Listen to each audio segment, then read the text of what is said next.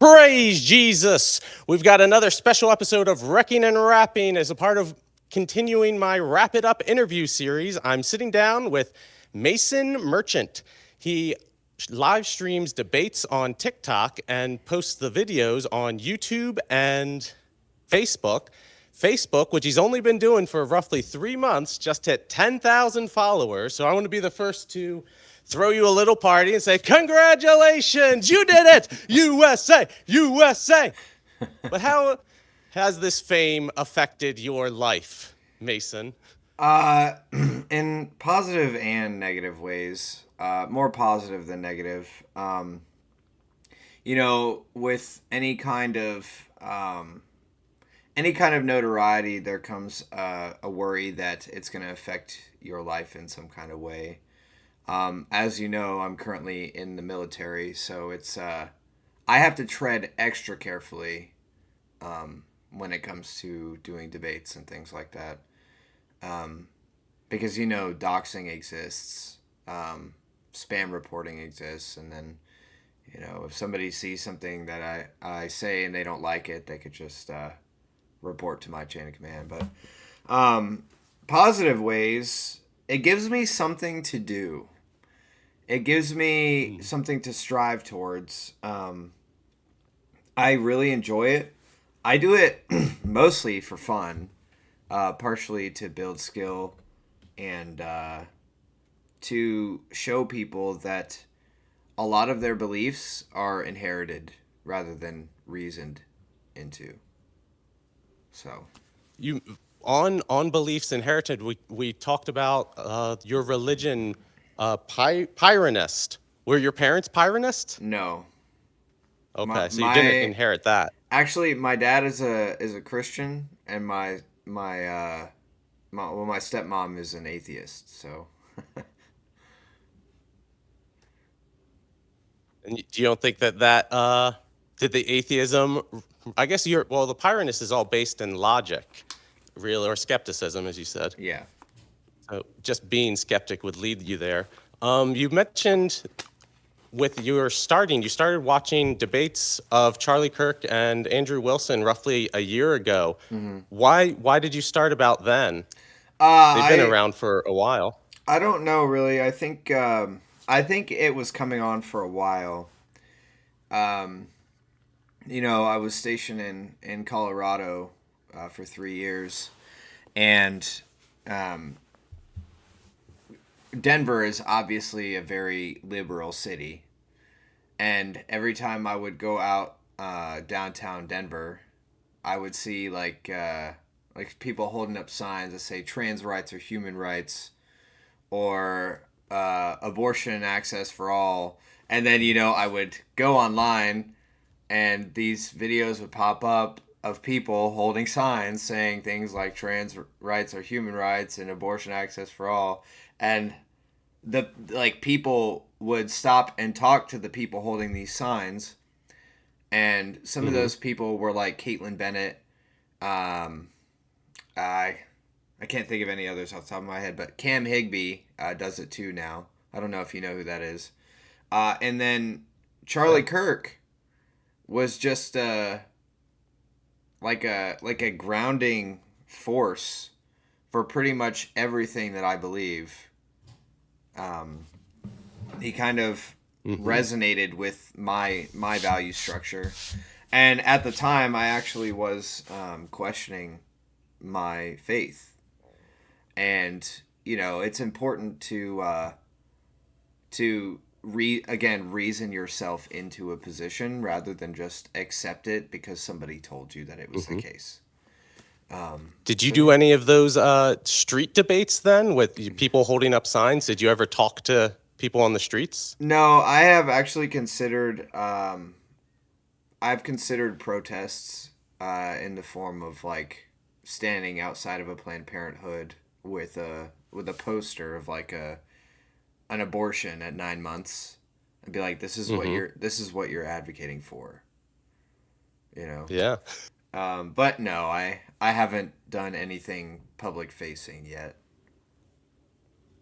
Well, this is a great start. Is even the because I see the debates that you do. is that like a radio like we're doing right now that you can't see them face to face? Sometimes they have their camera turned on, but I try to be as respectful as possible when I make my videos. Sometimes it's like, yeah, you're dumb, but then I try not to put people's faces in the Mm-hmm. videos that I post so that they can have some sort of like protection. Because even if what they're saying is stupid, they don't deserve to be uh, absolutely humiliated for it. You know what I mean? Oh yeah, yeah. Well, I was thinking of it as almost a different skill being face to face, and even well, one if you're in person because there's just bodily reactions to then having to debate and someone go against you, but if they can't see you, there's a bit of protection there, and that where people might act differently is what I'm thinking. Well, I actually have. I have had interactions with my coworkers where they're like, "Oh, you do debates," and they like, you know how when two dudes are in the gym, and like one will like square up to the other one and be like, "You think you're so tough?" And he's like, all his Hmm. muscles are fake. He's wearing like a fake body muscle suit, you know. Yeah. And then the other dude's been going to the gym and doing like taekwondo for like 20 years. I mean, I'm not saying that's me, but I'm saying like I even only having done this for a few months, it doesn't take much to build like a solid argumentative structure and like a tool set, if you will, of like Hmm. how to go about deconstructing or constructing an argument. Yeah. So the 20 years Taekwondo, that gets me into what is your background of education? I mean, I can see the people you're talking to that for the most part, you're heads above them and that there isn't much of a competition in intellectually. But So who influenced you? What did you have you learned I before debates? I am not a college graduate. I graduated high school in 2016, and then kind of I was homeless for a little bit, and then I joined the army, and then all that happened, and I kept putting off college until I was like, look, I need to figure out what I want to do with my life, and I need Hmm. to have some kind of thing to do rather than just come home, sit around, and do nothing. So I started doing debates. I know that I told you I started in a couple of online forums of people who would just meet up like once a week and talk about the things that were happening in the country. The first discussion that I joined, it was about the shooting of Renee Good. It was about 3 or 4 days after it happened, and whether or not that was justified. Hmm. And but like before I started doing debates, I was probably like the average person, doing my 9 to 5, coming home, and like winding down from the 9 to 5, getting ready for the next day. Um, but yeah, like I have always been addicted to learning. Um, Yeah. I saw in your YouTube description you call yourself a bibliophile, and I think in the age of the Epstein files, it's very brave to come out as that. well, I mean, anybody who doesn't understand what the words mean, if you don't understand what the words mean and you don't look it up before you start throwing around accusations, that's on you. Like that's your fault. But And usually then that person isn't really worth your time. yeah, exactly. Those forums you mentioned, was it all text based then? No, Or it, that it was was it the was video based. speech? Okay. Yeah. It was similar to Discord. It's called Meetup. Oh yeah, yeah, Yeah, yeah. yeah. But And for studying your logic, because you said you didn't do that before the debates either. What did you do to learn it? Because that was my first comment when I saw your video is more logic than people have ever, or most people have ever experienced. so the thing about, and I'm probably gonna get some flack for this, but the thing about computer programs is that if you train them properly, they know how to do. They have like a very repeatable format that they use. So, for example, I could ask ChatGPT, why is abortion wrong? And ChatGPT, and I'll ask it for like, give me two premises and a conclusion, and it's very, very, very good at that because when it was created, ChatGPT was fed immense amounts of philosophy, debate, things like that. Um, Now, while it does largely fail at being consistent with like historical facts and biographical data and things like that, it is absolutely far and above what any single person could achieve when it comes to logic and reasoning. Because So you were learning by talking to ChatGPT then? yeah, so I actually would spend several hours sometimes in a day just talking back and forth with ChatGPT, learning how to argue. Yeah, that I mean, a computer is the most logical thing. Yeah. That's a good opponent in that way. Yeah. Well, while I'm on logic and emotion, I want to read the comment because you had made a post about that people should think more logical than emotional. And I asked, why do you think that? You responded, emotional reactions are immediate. Logic requires deliberation. The more you train yourself to think logically, the better you become at judging whether your emotional reaction is actually justified. So, with that, I want to ask, how's your love life? Do Um, a lot of women like all the logic? um, so, there are certain instances where an immediate emotional reaction would be the preferable one. If you were to come across a child drowning in a river, most people would say that it's illogical to jump into the river after the child. But most people would also frown on somebody who stands there and deliberates, but does the premise that the child is drowning necessarily lead to the conclusion that I should save them?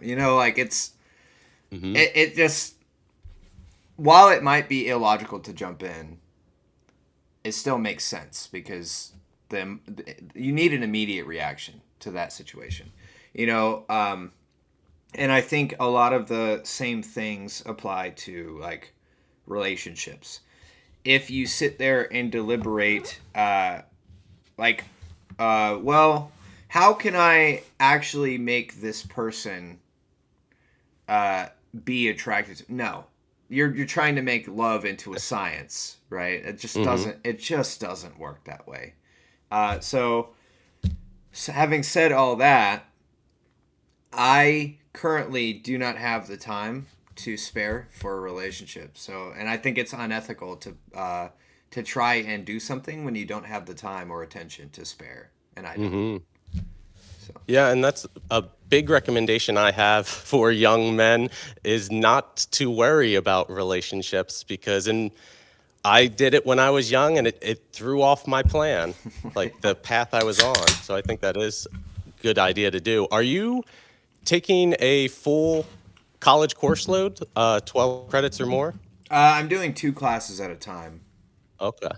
but the Because you're class, working a full-time job yeah, and the running a class, successful social media. yeah, the classes are 3 months a 3 or 2 months long, and I do two of them at a time, and that's 6 credits, and then I go to another two courses, and then another two.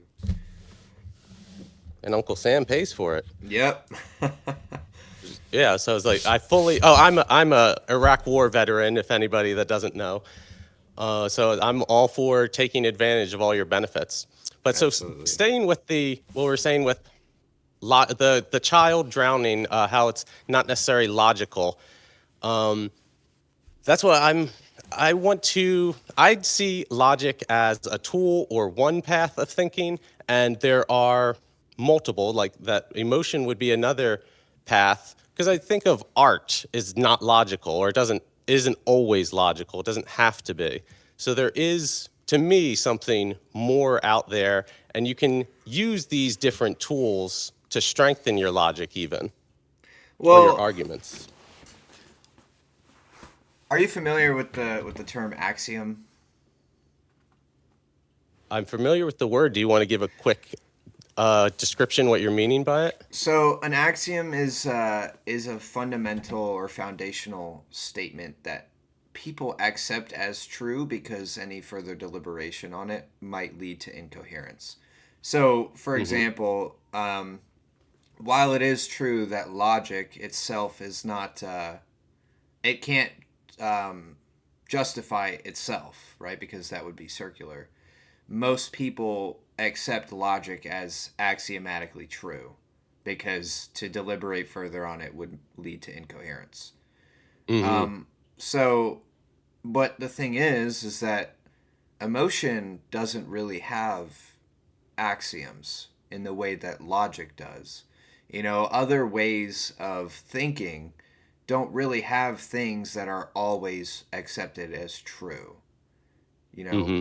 so for instance, if you have, let's say you have a DV situation, right? And one person could say, "Oh, well, the wife cheated on the husband, uh, and then the husband's reaction was justified." True, but why did the wife cheat? Because the Mm-hmm. husband wasn't around, so the wife cheating would be justified. Well, why wasn't the husband around?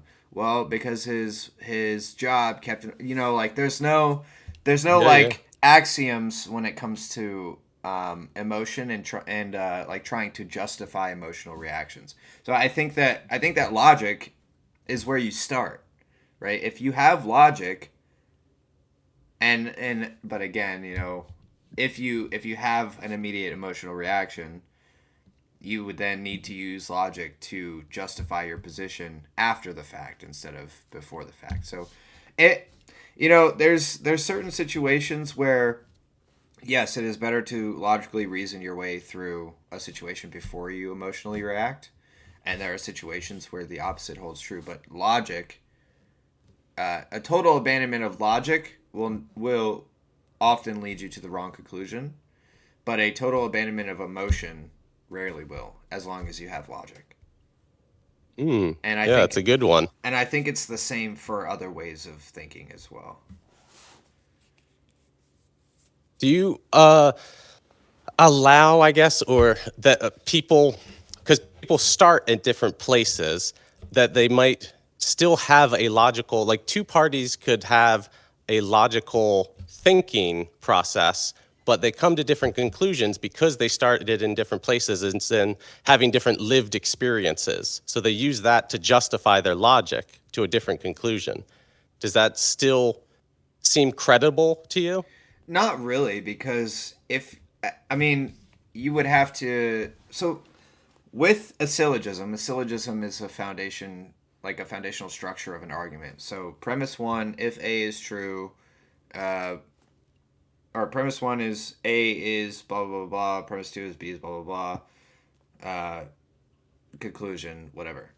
So, for example, premise one would be it is wrong to intentionally kill an innocent human being. Premise two would be abortion intentionally kills an innocent human being. The conclusion would be therefore abortion is wrong, right? The only way that you can get to a different conclusion is if you don't agree on the first or the second premise, right? So it's not a failing of logic that people arrive at different conclusions. It's a failing of, oh, I don't accept your premise. And every single statement that is like, well, you shouldn't do this, or um that was wrong. Like, all of those are actually syllogisms. People just don't realize it. They skip the Oh, premises yeah. and go straight to the conclusion.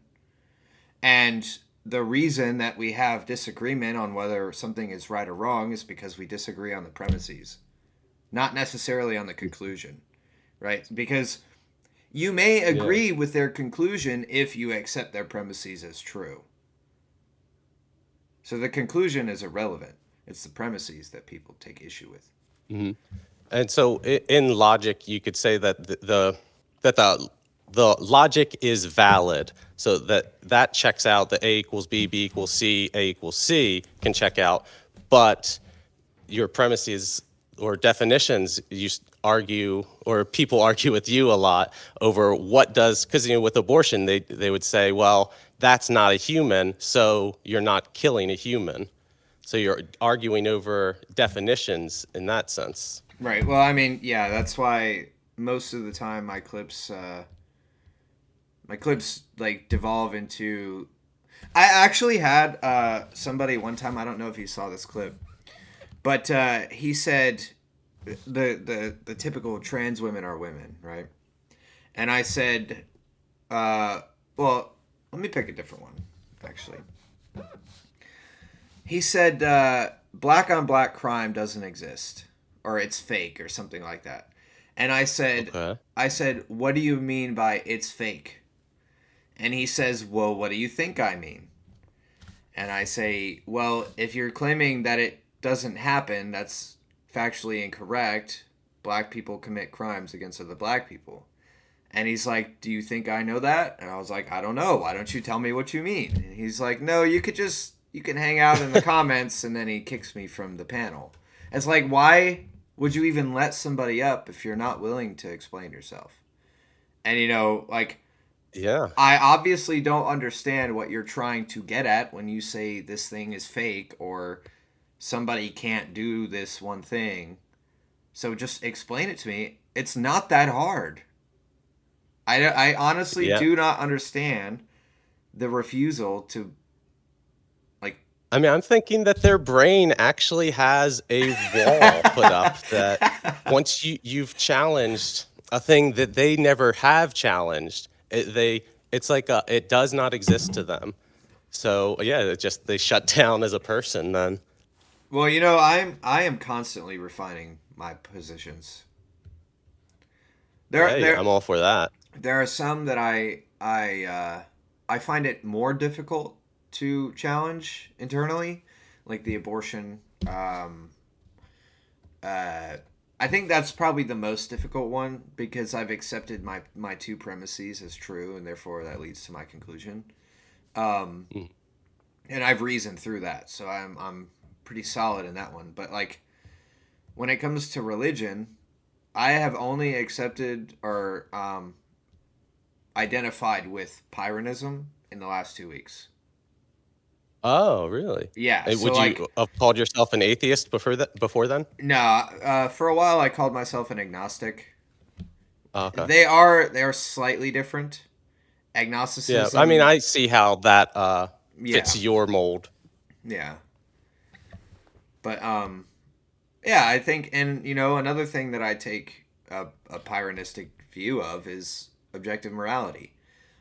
I know that objective morality exists because subjective morality allows for totally awful things, right? If morality is purely subjective, then nobody could say that any action is right or wrong, right? So what justifies you in saying anything is right or wrong then Well, I with don't your I morality? I don't believe in subjective morality. I believe in objective morality. I just don't know where it comes from. But well, I'm asking like what is objectively wrong then? So, like sexual assault, I suppose. Things like Really? things that like it is. I think there are fundamental human rights that we have. Again, I also don't know where those come from. But like, and this is exactly why I say I take a Pyrrhonistic view of this because I don't know where these things come from. Hmm. A lot of what I see as objective morality is instinctual, Hmm. and I think it is very possible that morality is based on instinct. But again, I don't know. Well, that's what I'm thinking with the SA idea. I think of like nature and how it's basically, oh, I mean, it's kill or be killed. So I'm wondering where's the morality in there, or does it not exist for them, but then for us? And Well, I think that's where that I then. I think that in order to be considered morally in any significant capacity, you have to be capable of having more like discussions on morality. Like if you can't consider moral Hmm. truths, then you shouldn't be treated as a moral agent. You may be a moral Have you patient, but have you studied Kant, Immanuel Kant? dude, I find Kant so difficult to read. That Well, man, yeah, yes. that man had an IQ of like 170. But yeah, I see. I have a book. Let me grab it real quick. But I was thinking of categorical imperatives.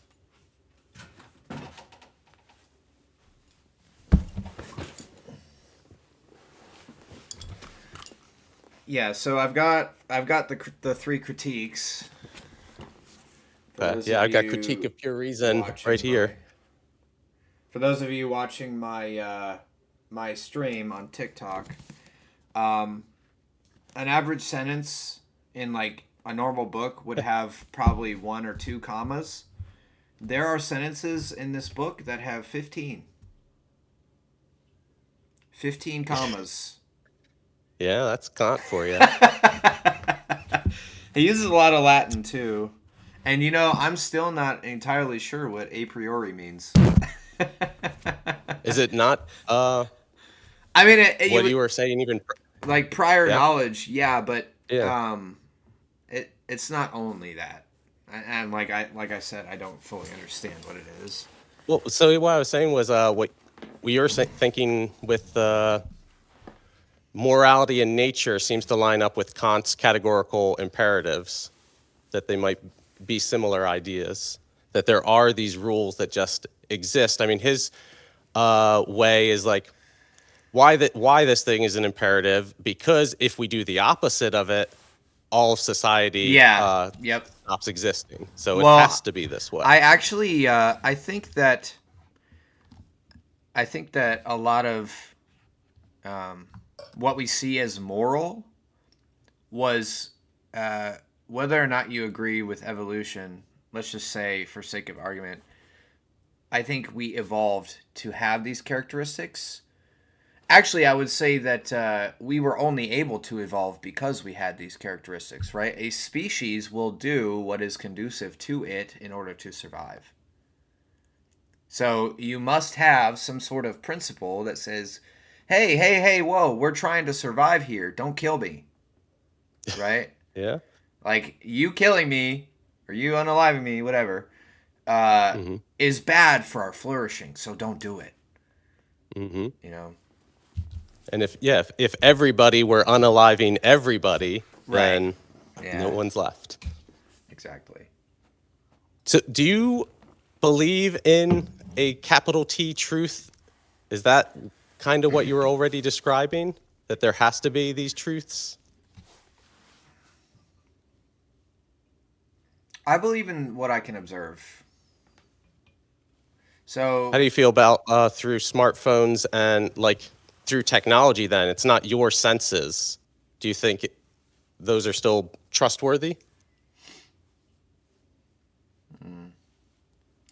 well, that's very interesting. I think that, and I will always, always, always hold this view. If you are Okay. trying to learn something, you should not watch TikToks. You should not watch YouTube Shorts. You should not watch Facebook Reels unless there are no edits. Mm. Because what you want is the entire structure of like what is happening. So, for instance, January 6th, 2021, right? Mm. A lot of mainstream media made it look like every single person who was there on January 6th was like smashing windows and like running through like the buildings and all this stuff. But in reality, you know, there's about 80,000 hours of footage that shows that people are just walking calmly through the hallways and like they're just Mm-hmm. holding signs. They're not even really talking that much. And like you need full context in order to understand a situation, but I don't think you should entirely negate um like What technology. you're seeing. Yeah. Like Yeah, no, if I were to see like, and I do this regularly, but if I see Andrew Wilson having a debate and it's not the full debate, I will absolutely pause, switch out, like mhm. go to another tab and be like, "Hey, what does uh what do academic sources actually say about this?" And like, Mhm. and the same question you had for smartphones and technology could be said for books. Oh yeah. Like anybody could write a book about anything these days and self-publish it. So Yeah, well, and that's where I think logic is important in terms of words. So I like to say like the words have to stand on their own mm, because they could be a lie. So you have to work through what does this specifically say and then what do these terms mean in this context. right. Well, So it's like are you familiar with the hermeneutical circle? I don't think I am. So it's where you and a common, like the most common example of this is people reading the Bible, right? You read something once, and then once you read it, you're better able to understand it, so that the next time that you read it, you're better able to understand it, and then like you just keep going and keep going and keep going, and you're always in this circle of like refining your understanding. And that's why people say with the Bible, they're always learning something new no matter how many times they've read the Bible, you know. Yeah. And I think that's also important. If you were to take the three critiques by Immanuel Kant and you were to just power through the first reading, you're not gonna understand what he's saying on the first go For around. sure. You're not. You're absolutely not. And the hermeneutical circle also includes, if you understand the sentences, you'll understand the page. But you can't really understand the Mm. sentences until you understand the page. So like you have to keep going through and going through, and you're always learning. You could read the same book your entire life and you will never know everything that's within the book. Mhm. So that's So also important. I think that with that, there's probably different levels that people are invested. And I think you are one, like you said, always learning. You have this energy to keep going because, like, working a full time job, going to school, doing the social media, like, I commend you on all of that. How do you do it? You just, do you sleep 8 hours a day? I do not. I sleep Oh, okay. six, usually less than six That's, hours a day. uh-huh. But I catch up on weekends. It's um, Yeah, I mean, six isn't bad, but you're because you were even telling me that on your lunch break you'll jump into some debates. So yeah, it seems like every minute you're yeah, squeezing more knowledge in. yeah.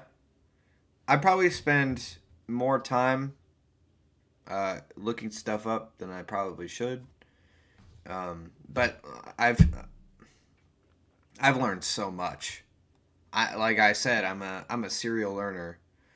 Um, I'm always looking for that like new piece of information. Uh, have you studied Nietzsche, Friedrich Nietzsche? No, no, Oh, I okay. haven't. Are you not interested in it? I am. I just like I have very little time, and I told you I have Hmm. between 4 and 6 hours of free time a week, and I use that to I use a lot of that to read. So like Hmm. I'm working my way through world history right now, and I've got Oh, probably 50 books like to get through. So yeah. eventually I'll get there, but it's not going to be for a while. Well, I was just thinking of him in contrast to Kant, where he's doing sort of one-liners almost He's a the lot of the nurture. time. He's the nurture versus nature guy, isn't he? I don't know how much about that. So, like things I know, he said, "What doesn't kill you makes you stronger." So Oh, that okay. could be a nurture. God is dead and we killed him. If you stare into the abyss long enough, the abyss stares into you. But he can take people into a dark place. But Yeah. he's a brilliant mind to be matched with Kant. Um, your brilliant mind is writing a book, right? It is. I am just the conduit. Yes, I am writing a political thriller. It has a lot of, it's a 3 book series, but in the first novel, it has a lot of parallels to what we're seeing right now, as regarding like political unrest and political violence and people being okay with political violence. It's set in 2028. It features the main character's name is Owen Halloway, and he's a pretty standard, low key kind of guy. He works as the director of communications for a mayor's office in a fictional town called Bellhaven, Colorado. It's about 2 hours from, well, about an hour from Aspen, and it's just like a up and coming municipality. But he is softly on the right wing. He's a conservative, and he goes about his business. And with throughout the country, this political unrest and political violence is escalating. And the government says, "What can we do to stop this from happening?" And to not give too much away, eventually it becomes a total authoritarian dictatorship, and all of the conservatives are thrown into labor camps where they're never seen again. And yeah, I could read a little bit of it. I could read the prologue if you Yeah, guys are interested. if you'd like. All right. So it's going to be a little cheesy because my narration voice isn't very good. But here we go. This is Owen, 2 years after the start of the first novel. Get on your knees. Owen barely heard the command before the buttstock of the M4 crashed into the back of his head. Skin tore from his palms as he collapsed forward onto the pavement. Heat radiated through it immediately. Owen cried out and instinctively tried to push himself up, but a boot slammed between his shoulders and forced him back down. The guard's rust-colored hair looked sickly against his pale blue uniform. "Bigot scum," he spat. As Owen was pulled back to his feet, the cool steel of the cuffs fastened around his wrists came almost as a relief. "My apology was sincere," he said. "Not sincere enough." A week earlier, Owen had been found guilty of destabilizing rhetoric after publicly criticizing the mayor's Community Accessibility Initiative, which had mandated the removal of privately owned residential fencing throughout Bellhaven. Owen had been given a choice: deliver a formal public apology or face imprisonment. He had spent 3 days preparing his apology. Apparently, sincerity required more rehearsal. From the beginning, he had known none of it would ever matter. No apology would ever be enough. None ever were. He had heard stories, mostly propaganda, about the prisons he was about to enter, but in 3 years he had never heard of anyone returning from them, regardless of how minor their offenses seemed. And now he was going. And that is the prologue. Exciting. Have you already finished writing? Do No, you no, have no, a no, timeline no. what you're thinking? Okay. So I am currently doing I'm on chapter 4, and I got to do some reorganizing to make the story flow better. But I am definitely in the beginning stages. I mean, I think it's great, and I'll love to read it when it comes out. Because it's reminding me a lot of the Charlie Kirk situation, the assassination. Were you strongly affected by that? I absolutely was. I mean, it's a sad day when a political assassination occurs.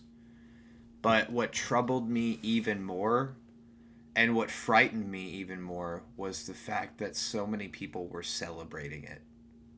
Yeah. I And people they say that bravery only shows itself in like the darkest of times. People only act like heroes when the most is at stake. I wouldn't call myself a hero, but I don't know if you've noticed this, but the number of people who have come out and started doing exactly what Charlie was doing since Charlie was killed is crazy. He's like a Mhm. hydra. You cut off one head, Yeah. 25,000 more take its place. Yeah. And I don't know if they would have realized that, perhaps Charlie would still be alive. But I think that Charlie would see it as a net positive that he was the catalyst for all of these other people starting to do what he was doing. But Yeah. and people And say it's like, still going, so we're not finished the work yet. oh, absolutely not. No. And I only have 10,000 followers on Facebook, but like 5 years from now, like 10 years from now, where will I be? I'll probably still be doing a lot of the same stuff that I'm doing right now, but I'll definitely have more free time. Yeah. Well, I hope you do keep doing it because it's also like what you're doing with the logic stuff is very exciting, but I've seen you have some creative ideas with your content, like how you were thanking all the video with thanking all the comments and the video of a guy said something mean to you and you suggested or gave the Amazon link to a baby bottle. So it's like those are things that I don't see elsewhere. So you have a creativity that makes you unique as well as Yeah. smart. Well, So I hope you keep going. I try to keep it professional. I try to keep it grounded. Like I try to make my responses as logical as possible, because the more I give a logical response, the better I get at naturally giving those responses, right? But sometimes it just irks me. Like somebody says, like I'll see the same commenters in my videos over and Hmm. over and over and over again, and they like some of them never give a valid rebuttal. They never give like any kind of retort besides just insulting me. And I Hmm. think I think it's worse to let that continue without any response to it. You Yeah, I know, mean, that kind of touches on the Charlie Kirk thing. Like the Republicans weren't being violent or like too pushy, I felt. And then that happened. There was this, okay, we need to step up. yeah. And that's a lot of the reason why I started writing my book too, is because, you know, it probably won't happen, but it's not outside the realm of feasibility that you know the left could uh, or even the right, either side could Yeah. totally usurp the powers that be. Like political, we've seen that both sides are willing to commit political assassinations, um, and I could see, and I won't say, I don't want to be like politically performative, but it is possible that one side could say, hey, there's so much political unrest, we're going to confiscate all firearms until we can establish a sense of like normalcy and peace, right? And then secretly, they're only confiscating the firearms of the other side. Yeah. And then, once all those are confiscated, they're like, oh, surprise, we actually kept all of ours, and now you have to do exactly what we say or get thrown into a labor camp or shot. Which is not out of the realm of possibility in Right. the world sense. Yeah, Like, it's exactly. happened. It absolutely has happened. And a lot of my book, I would say most of my book is grounded in reality. And that's what makes it so scary, too. It's Yeah. like, That's the monsters in reality are often scarier than those of fiction. yeah. Yep. And, Well, that's covers all my questions. Did you have anything you wanted to promote before we sign off? I would just ask that you guys learn how to use logic. Learn how to use logic, because even if you only want to seem smarter than everybody else, logic is a fantastic way to do that. And it is so easy to learn. It is so easy to learn. All you have to do is go on ChatGPT and say, teach me how to think logically. And if you have higher than a average IQ, it will come easily to you. Okay, I promise. I am not a very smart person, and I was able to learn how to do all this in 3 months. Okay. Yeah, but that's all I have. You know, I don't promote anything other than myself. So if you guys want to follow me, go ahead.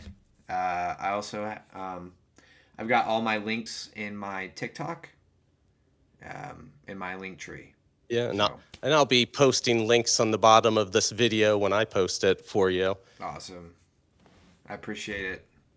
But so humble of you to say you're not that smart. And yeah, for people to learn logic, because there are practical uses as like an electrician, even making the light switches. If you have two light switches in a room, you have a logic problem. Yeah. So, and computer science, like programming, is all logic. So people should know more logic, understand the basic terms like and, or, and but, that they have logical meanings. Yeah. Yeah, well, I enjoyed this. Honestly, Yeah, this was I fun. hope that we can get together again sometime to specifically talk religion, because I think there's a lot we could go with that. Well, But I will be in San Antonio next week. I may be able to schedule something for that Sunday. I'll still be in San Antonio, but I might be able to. I don't know if you've got that kind of free time on a Sunday, but I don't know. I have to even see what my schedule is. But I'm okay. going to end the video here at least. All Go right. with God. Yep. Have a good one.